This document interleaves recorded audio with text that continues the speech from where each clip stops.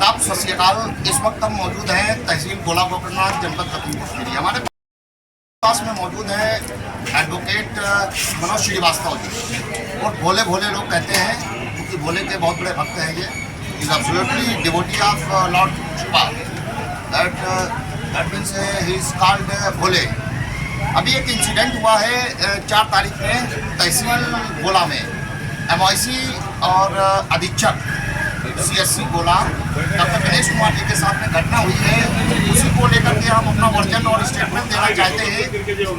एक बार most welcome वकील साहब, what do you want to say regarding that incident occurred on 4th of May in tehsil Gola Gokarnath? What do you want to से?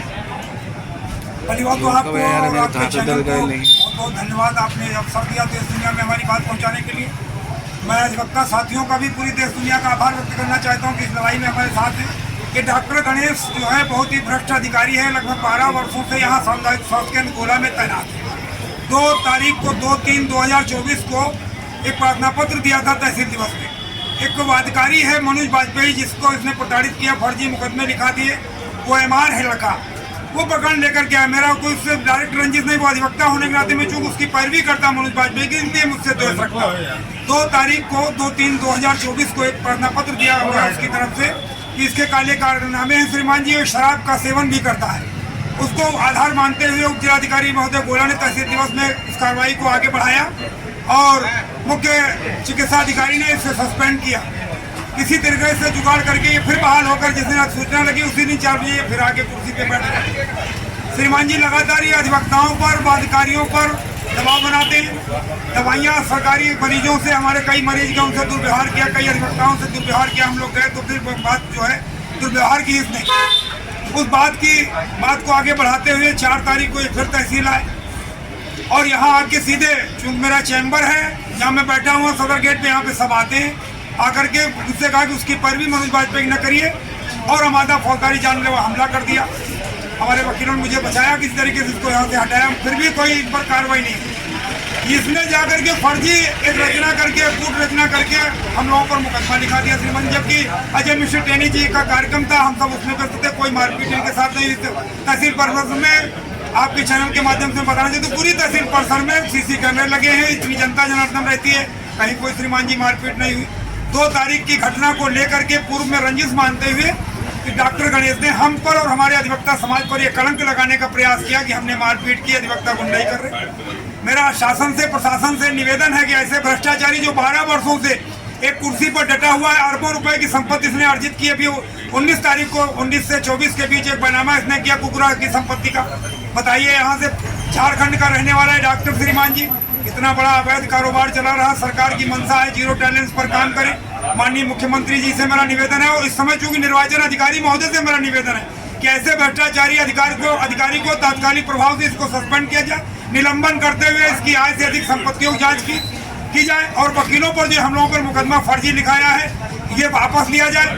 और हम लोगों का भी मुकदमा, हमने भी मांग की है कि हमारा मुकदमा लिखा जाए, वो अभी तक लिखा नहीं। कोतवाल साहब ने हम लोगों से तहरीर ले ली थी, कहा था हम जांच करके लिखेंगे। 4 तारीख को हम लोगों ने भी FIR की सूचना जब जाना कि इसने फर्जी मुकदमा लिखाया है तो हम विद्वान अधिवक्ता चलकर थाने हाजा पर गए और थाना हाजा पर कोतवाल साहब से कहा तो उनका मैं आपका जाँच करके मुकदमा लिखूंगा। अभी तक मुकदमा नहीं लिखा गया। आज हम लोग चूंकि अधिवक्ता संघर्ष समिति का एक बैनर बनाकर हम देश दुनिया की दबे कुचले लोगों की, आप सभी का काम करते, मदद करते। अधिवक्ताओं का हित है कि हम समाज का कल्याण करें। ऐसे भ्रष्टाचारी डॉक्टर और उसके साथ जो टीम भ्रष्टाचारियों के, मेरा आपके चैनल के माध्यम से हाथ जोड़कर निवेदन है पूरी दुनिया के विद्वान अधिवक्ताओं का सम्मान बचाने के लिए कि ऐसे भ्रष्टाचारी डॉक्टर के विरुद्ध तत्काल कोई अच्छी इकाई से, एक महत्वपूर्ण इकाई से जाँच करा ले, CBCID से करा ले, जो भी चाहे प्रशासन जिसको चाहे कुछ अधिकारी टीम से जांच कराने। इसके तमाम काले कानून 12 साल के कार्यकालों को जो इसने कर रखा है उसको जांच करके उसको दंडित करने भर का साक्ष्य पर्याप्त है श्रीमान। आपने मनोज वाजपेयी की बात कही है, MR, तो सवाल ये उठता है कि गोला CSC पे उनका क्या काम है, क्या करने वो जाते थे वहाँ पर, कुछ जानकारी आपको है? हाँ, वो जो कि BSc और डिप्लोमा किए हुए D फार्मा का MR है, मतलब ऐसा नहीं कोई डग्गा मार है, वेल एजुकेटेड है श्रीमान जी। D फार्मा या B फार्मा कुछ कर रखा, बताया था उसने, लगा रखा था। वो जो दवाइयों का काम करता है, डॉक्टरों से संपर्क रहता है इन लोगों को, MR का है, उस परिप्रेक्ष्य में इनका आना जाना अभी नहीं पहले से था। तो कई सालों से था, कुछ बात इनके बीच में बिगड़ गई तो कोई मुकदमेदारी को लेकर ही मुकदमा दायर किया, डॉक्टर ने लिखाया, उसी की परियों को मेरे पास आया कि साहब डॉक्टर साहब ने हम पर मुकदमा लिखा दिया। हम लोगों ने भी बात की कि इसी तरीके से मामला सुलझ जाए, लेकिन ये चूंकि हठधर्मिता पर डॉक्टर जी मतलब पूरा डॉक्टर इतनी बाहर से आकर के लोकल के लोगों पर दबाव बना रहा है, वकीलों से लड़ने की उसकी हिम्मत हो गई। अब आप सोचिए कहाँ CSC PSC और आगे तहसील में वकीलों से लड़ने का काम कर रहे हैं। ऐसे भ्रष्ट अधिकारी को किसी भी समय यहाँ रहने का अधिकार नहीं, एक पल रहने का अधिकार नहीं। मैं तो माननीय मुख्यमंत्री जी से उस समय चुनाव आयोग से भी मेरे ये डिमांड है कि ऐसे भ्रष्टाचारी डॉक्टर को तत्काल प्रभाव से निलंबित किया जाए। और देखिए श्रीमान अपराध करता है, नर्सों को और वो आशाओं को लेकर इस्तेमाल करता है। ऐसा कौन श्रीमान जी सरकारी कर्मचारी को ऐसा कौन सा अधिकार है कि वो अपने समर्थन में कर्मचारियों से आह्वान कराता है। जब कोई मामला होता है तो वो मंगा करके 100-150 कर्मचारी उसके लगाए हुए हैं। जितने भी CSC PSC उनसे अवैध वसूली करता है श्रीमान जी, इसके रिकॉर्ड है। तमाम कर्मचारी अढ़ाक पे लगा रखे 50-50 हज़ार रुपए लेता, सब दवाइयाँ बेचता। एक और प्रकरण श्रीमान जी से नकली दवाइयाँ बना करके बेची है, उसका एक मामला पकड़ा गया है। वो मेडिकल के ही विभाग के अधिकारियों ने पकड़ा, उसका मुकदमा मुख्य दंडाधिकारी लखीमपुर खीरी में डॉक्टर गणेश, इसके पिता और उसमें भाई लोग मुलजिम है, उनके खाता संख्या वगैरह सब दर्शाए हैं। मैं कहता हूँ वो भी प्रकरण तो श्रीमान जी सामने है। मुख्य दंडाधिकारी महोदय की न्यायालय में लंबित है, इस पर अभी तक उसकी गिरफ्तारी नहीं हुई, वो भी मामला भी दबा हुआ है। तमाम ऐसे मामले उनकी जांच करा लीजिए, दूध का दूध पानी का पानी हो जाएगा श्रीमान जी। और पूरा अवैध शाम को दिन दहाड़े दारू पीता, अभी तो दारू पीते उसका फोटो वायरल हुआ था, जाने तो लगा करके अपने विभाग भी पकड़ा जा सकता है। कई CSCओं का चार्ज ले रखा है, उसमें सब अवैध काम करता है, बहुत भ्रष्टाचार कर रहा है। मेरा शासन प्रशासन से निवेदन है कि ऐसे भ्रष्टाचारी के विरुद्ध जांच करें और इसको दंडित भी करें, इसको जेल भी भेजें। ऐसे आपने बताया है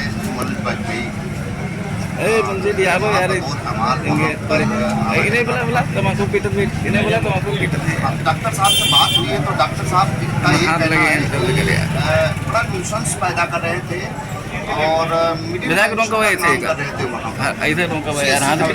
डॉक्टर गणेश बनाए गए हैं तो उन्होंने इस चीज़ का ऑब्जेक्शन उठाया है और वहाँ से इनको हटा दिया है। इसकी खुन्नस को लेकर के और जो वीडियो फोटोग्राफ आप शराब बता रहे हैं वो बहुत पुराना है। और क्या लग रहा है वकील साहब, क्या पर्सनल लाइफ में आदमी शराब नहीं पिएगा, घर पे जा करके या पार्टी में जा करके इस तरीके का क्या इस्तेमाल नहीं किया जा सकती? अगर आपको कोई ऑब्जेक्शन है तो आप सरकार से दरख्वास्त कीजिए कि शराब है, सिगरेट है, टबैको है, इस चीज़ को बंद कराएं। आपकी बात से मैं सहमत हूँ, लेकिन वो 3 बजे टेबल पे 2 बजे बैठ के टेबल पे दारू नहीं पिएगा। यहाँ तहसील भी आया था, सिगरेट हाथ में, बताइए सार्वजनिक स्तर पर चिकित्सक जैसा प्रभारी है वो मेरे सामने सिगरेट पी रहा था। मैंने उसको टोका में पहले सिगरेट फेंकी है, मैं मीडिया से कह रहा हूँ सिगरेट पी रहा था इसी गेट पे खड़ा हुआ। मैंने कहा डॉक्टर तुम कैसे डॉक्टर हो, सिगरेट पी रहे हो? कब भी उसने पिया, उसके बाद देखा। मैंने कहा हमने कहा इसका फोटो बनाओ। आप समझ लीजिए कि इतना भ्रष्ट है, उसको इतनी शर्म नहीं कि तहसील जैसे प्रांगण में आकर वो मेरे सामने सिगरेट पी रहा था। शराब तो पीना उसकी कला में है। ऐसे भ्रष्टाचारी को अपने पर्सनल लाइफ में वो 11 बजे डिम लाइट में घर में पिए कोई बात नहीं, वो अगर सामुदायिक स्वास्थ्य केंद्र की टेबल पर पिएगा, भरी तहसील में सिगरेट पिएगा तो वो क्या संदेश देना चाहता? मैं ऐसी सरकार में, बाबा जी की सरकार में मैं निवेदन करूंगा कि ऐसे भ्रष्टाचारी को अभी तक बचाया गया क्यों? वो अभी बहाल करा दिया कि श्रीमान जी, मैं तो कहता हूँ इस प्रकरण की भी जांच हो। बताइए इतना बड़ा मामला हुआ, उसको गोला ही पर क्यों दे दिया गया जनपद में? और कहीं इतना बड़ा एवार्डेड था वो, इतना कुशल डॉक्टर जिसके बिना काम नहीं हो सकता श्रीमान जी। मैं तो कहता हूँ उसको तो भ्रष्टाचारी को और कोई यहाँ CMO बना दिया जाए। अगर इतना ही ईमानदार है तो मैं मांग करता हूँ और इसकी उच्च इकाई से टीम की जांच कराई जाए। काले कानून के घर में अभी छापा दिया जाए, अभी अवैध रुपया मिलेगा श्रीमान जी, अभी इसी टाइम रेड किया जाए, नोटों गड्डियां मिलेंगी, इतना इसने रुपया इकट्ठा कर रखा, मेरी जानकारी में है। तमाम इसने संपत्ति बनाई, अभी इसने बरामद बेचा। बताइए किसी डॉक्टर को श्रीमान जी ये अधिकार है कि वो संपत्ति खरीदे और बेचे, प्रॉपर्टी डीलिंग का काम करे, अवैध मेडिकल की कंपनी चलाए, दवा बनाए, इतना बड़ा बाहुबली है। कर सकते हैं? अरे प्रूफ है, फेक मेडिसिन वगैरह हाँ का कार्य इनके द्वारा करवाया बिल्कुल। वो तो अभी प्रमाण है मुख्य दंडाधिकारी के जो आरोप पत्र वो डॉक्टर ने लगाया है, जो क्या नाम उनका अधिकारी है जो उनका मेडिसिन का जांच करता है, उस अधिकारी ने उसको पकड़ा है, चार्जशीट लगाई श्रीमान, चार्जशीट स्वयं उस विभागीय अधिकारी ने लगाई है। आपके पास मुख्य दंडाधिकारी के हाथ कंगन को RC के मुकदमा लंबित, उसका नंबर भी वगैरह मैं दूंगा। मुख्य दंडाधिकारी लखीमपुर के श्रीमान जी के, जबलपुर गाजी नहीं जो ढूंढना पड़ेगा, लखीमपुर न्यायालय में ही लंबित है मुख्य दंडाधिकारी। मैं वकील होकर बता रहा हूँ, मैं भी आज 28 साल की मेरी सेवा है, 1996 से बैठ रहा हूँ आज 2024 है, बताइए इस तरीके का वकीलों में भी वो काम कर रहा है। मतलब 4 तारीख में क्या पहल किसकी तरफ से की गई? बता चुके यहाँ आकर अटैक करके जो इसको जाने दिया गया, मुख्यमंत्री जी का कार्यक्रम था, हम लोग ये दारू वारू पिया होगा फिर भी इसको बरी कर दिया गया। किसी अधिवक्ता ने कोई पर्सन में इससे बयान नहीं किया। हम लोगों को कहता है कि मारा, मैं तो कहता हूँ मंदिर में आए और भगवान भोलेनाथ का दरबार है, मैं तो पूजा करता हूँ, डॉक्टर जो भी उसके साथ है अर्घा खुलवाए। मैं भगवान के सामने कहता हूँ मुख्यमंत्री जी से अगर एक भी हाथ मैंने उसको लगाया हो, कहीं उसको मारा हो, पूरी टीम को CBCID जांच करे, मारा ने उसको छुआ भी हो। उसने लिखा मारा गया, मुझको लिखने तो कहते हैं कि मुझ पर बम फेंका गया, बताते वो राजपत्रित अधिकारी था। अरे राजपत्रित हम लोग भी तो विद्वान अधिवक्ता, हम भी कत्ल के मुलजिम को छुटाते हैं, जमानत करते हैं, लिखते हैं no identifiable person who has signed before me. मेरे उस पर गारंटी पर कोई विश्वास नहीं। ये राजपत्रित अधिकारी लूट करे, इसको बचाया जाएगा? नहीं, किसी ने मारा नहीं। CC कैमरे पूरे परिसर में लगे, पूरी जनता जनार्दन लगी हुई। और माननीय गृह मंत्री जी, माननीय गृह राज्य मंत्री अजय मिश्रा जी का प्रोग्राम था यहाँ। सुबह से यहाँ चप्पल चप्पल पुलिस से लेकर स्थानीय सूचना से लेकर तमाम इकाइयां तैनात थी। घटना के समय अगर श्रीमान जी कोई बलवा होता, कोई बवाल होता, मीडिया में कोई छापता, उसको कहीं कोई चैनल बनाता, कोई उसका कोई तो रिकॉर्ड होता, कहीं कोई रिकॉर्ड नहीं। श्रीमान जी कह रहा मारा गया, सिर्फ वकीलों पर दबाव बनाने के लिए काम कर रहा। मेरा पुनः मांग है कि ऐसे भ्रष्टाचारी को और वकीलों पर जो झूठ क्लेम लगा रहा, इसके विरुद्ध तत्काल कार्रवाई की जाए, वरना वकीलों का आंदोलन उग्र होगा, ये भी शासन प्रशासन जान ले। अब इसकी विदाई जो है तहसील प्रांगण में या जहाँ भी गोला मिलेगा तोपों से होगी। तोपों से मतलब वकीलों के द्वारा बैंड बजा करके पूरी जनता को जगाएंगे कि देखिए भ्रष्टाचारी लेटा हुआ है। पूरे जनता जनार्दन में जुलूस निकालेंगे बाजे गाजे से कि देखो एक भ्रष्टाचारी इतना निपुण है जो जनता को सता भी रहा और लेटा भी है। तो क्या मतलब तो नहीं समझ पा रहा है ये गाजे बाजे से उधर एक सभ्यता से, संस्कार से जनता जाने कि देखो जगह नहीं, से बारात निकालते, गोले दगाते, बैंड बजाते, तो हम बचाएंगे सरकार को। साहब हम लोग जगा रहे, लेकिन सरकार नहीं जग रही। अच्छा कभी साहब आगे क्वेश्चन एक ले लेते हैं। जब डॉक्टर गणेश और DCPM तहसील गोला में आए तो शुरुआत किसने की और कहाँ से शुरुआत हुई?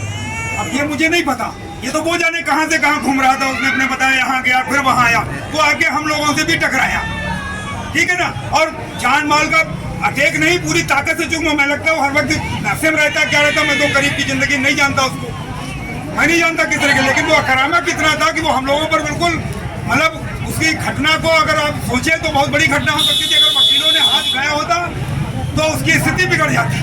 आप सोचिए यहाँ इतनी बड़ी फौज हमारी वकीलों की रहती, जानने शासन पड़ता था। हम चूंकि यहाँ से लेकर प्रदेश में जहाँ भी होती मुखालफत करते, सरकार की तो आवाज उठाते, हम इसमें नहीं कोई पीछे हटते। हम अपनी जिम्मेदारी जो हम चूंकि हिंसा को बढ़ावा नहीं देते, अहिंसावादी देश में रहते हैं। और ये जरूर है कि वो जो तख्ती दिखा रहा है, अगर हमने अपनी सेना को आह्वान किया तो फिर दिक्कत हो जाएगी।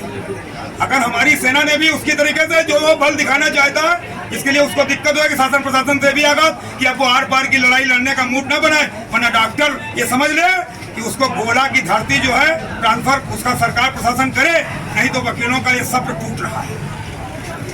अच्छा सवाल ये उठ रहा है कि आपने जहाँ से भी बात की हो, लेकिन प्राइम ऑफिसी पुलिस इन्वेस्टिगेशन में आप पर मुकदमा क्यों लॉस कर दिया गया, फाइल कर दिया गया? वो इसलिए चूक में इसमें मनोज बाजपेयी यहाँ नहीं था श्रीमान जी। देखिए उसने मनोज बाजपेयी को दिखाया कि SDM के चैम्बर में मारा है।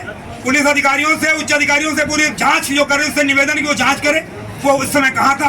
वो श्रीमान जी इस परिसर में ही था, परिसर से कहीं दूर था। वो तो उसका मोबाइल वो डेटा बताएगा, उसने उसको भी लिखाया। ये मनसा क्लियर हो गई कि उसको केवल फांसना, इससे उसकी खुन्नत में मैं चूंकि वकील हूँ, पैरवी कर रहा हूँ उसकी धमकदार, इसलिए इसको मेरा कोई लेना देना नहीं उसके अस्पताल से, न मैं टिकिया लूँ न दवाई लूँ। लेकिन मैं सच को सच 2-2-4 कह रहा हूँ, ये डकैत है, ये लुटेरा है, इसको तो दंडित किया ही जाना चाहिए।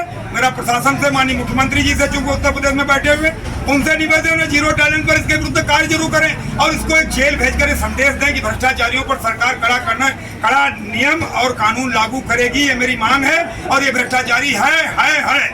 देखिए अभी मनोज श्रीवास्तव जी को सुन रहे थे, जिन्होंने बताया कि 4 तारीख में जो इल्जामात लगाए गए हैं वो निराधार है, बेसलेस है, क्योंकि मनोज बाजपेयी का मुकदमा आप हैंडल कर रहे हैं, एडवोकेसी में कर रहे हैं, इसलिए उसकी खुन्नस को लेकर के इन्होंने लिखा दिया है। आपने बताया कि कई एक इल्जामात में ये भी लगाया है कि नकली मेडिसिन को लेकर के मुकदमा भी एक चल रहा है डॉक्टर साहब पर, और अवैध संपत्ति भी काफ़ी अर्जित कर रखी है। बहरहाल डॉक्टर साहब के विरोध में बताया है कि अगर सरेंडर नहीं करते हैं हेल्थ महकमे के लोग तो वकील भी उग्र होंगे और आवाज़ उठाई जाएगी और यहाँ से इनका जल्द से जल्द तबादला कराया जाएगा। बहरहाल सोचने वाली बात है कि एक इधर एडवोकेट्स भी अपने साथी के साथ में हैं और उधर हेल्थ डिपार्टमेंट के भी वर्कर्स साथ में हैं। सरकार क्या निर्णय लेती है? डॉक्टर साहब की तरफ से आप पर मुकदमा लॉन्च कर लिया गया है, लेकिन इधर भी एप्लीकेशन दी जा चुकी है, लेकिन अभी पॉजिटिव रिस्पांस नहीं मिला है।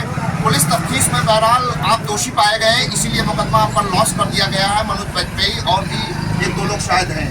अब आगे पुलिस इसमें क्या करती है और क्या रुख होता है, समझौता होता है या दोनों तरफ से कार्रवाइयाँ होती है? इसी के साथ ब्यूरो रिपोर्ट की खबर।